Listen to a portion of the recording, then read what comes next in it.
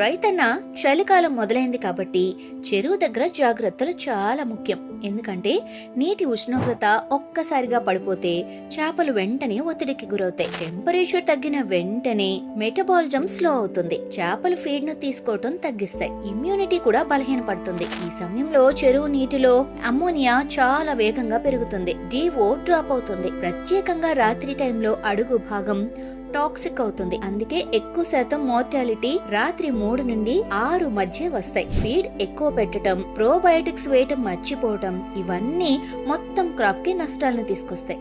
కాబట్టి వింటర్ లో probiotics time కి వేయాలి. ఫీడ్ ని 20 నుండి 30% తగ్గించి టైమింగ్ ప్రకారం ఇవ్వాలి. బాటమ్ క్లీన్ గా ఉంచాలి. అమ్మోనియా DO రెగ్యులర్ గా చెక్ చేయాలి. చలికాలం అంటే కాస్త జాగ్రత్త కాదు, చేపల ప్రాణాలను కాపాడే క్రిటికల్ టైం అన్నట్టు. సో మేం చెప్పే ఈ టిప్స్ గుర్తుంచుకోండి. Indian sea food consumption revolution మొదలైంది. మేము వేస్తున్న ఈ మొదట అడుగులో మీరు భాగమవ్వండి.